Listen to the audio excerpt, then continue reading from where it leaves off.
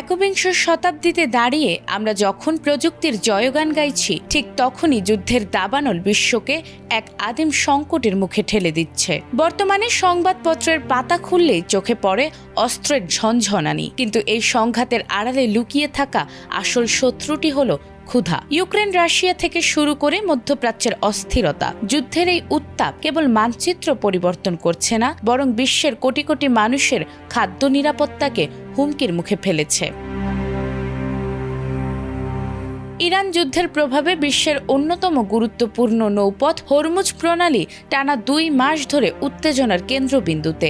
জ্বালানি ও সারের সরবরাহে বড় ধরনের বিঘ্ন তৈরি হওয়ায় এর প্রভাব ছড়িয়ে পড়ছে বৈশ্বিক খাদ্য ব্যবস্থায়। আর এমন পরিস্থিতি দীর্ঘায়িত হলে সামনে আসতে পারে ভয়াবহ খাদ্য সংকট। হরমুজ প্রণালী দিয়ে বিশ্বের সমুদ্রপথে পরিবাহিত তেলের প্রায় 1/4 এবং সারের 1/3 সরবরাহ হয়। এই পথ বন্ধ বা সীমিত হয়ে পড়ায় উপসাগরীয় দেশগুলোতে খাদ্য আমদানি ব্যাহত হচ্ছে, পাশাপাশি বিশ্ববাজারে জ্বালানি ও সারের প্রবাহ কমে গেছে। ফলে ইতোমধ্যে সারের দাম 10 থেকে 30% পর্যন্ত বেড়েছে।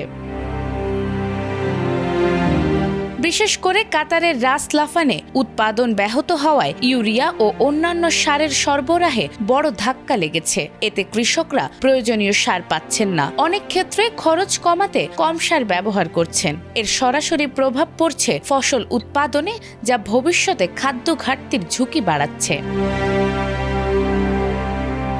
এদিকে বিশ্বব্যাংক ও বিশ্ব খাদ্য কর্মসূচি সতর্ক করে বলেছে, সংঘাত দীর্ঘস্থায়ী হলে প্রায় 4.5 কোটি মানুষ তীব্র খাদ্য সংকটে পড়তে পারে। বিশেষ করে বাংলাদেশ সহ এশিয়া ও আফ্রিকার নিম্ন আয়ের দেশগুলো সবচেয়ে বেশি ঝুঁকিতে রয়েছে। যদিও এখনো বৈশ্বিক খাদ্যমূল্য তুলনামূলক কম হারে বেড়েছে, তবে বিশেষজ্ঞরা বলছেন এর প্রকৃত প্রভাব সামনে আরও স্পষ্ট হবে, কারণ বর্তমান খাদ্য সরবরাহের বড় অংশ যুদ্ধ শুরুর আগে উৎপাদিত হয়েছিল। বিশ্লেষকদের মতে, হরমুজ প্রণালী দ্রুত স্বাভাবিক না হলে সার সংকট, জ্বালানি ঘাটতি এবং উৎপাদন কমে যাওয়ার সম্মিলিত প্রভাবে বিশ্বজুড়ে খাদ্য নিরাপত্তা মারাত্মক হুমকির মুখে পড়তে পারে। নাজমুন নাহার জান্নাত, এটিএন বাংলা।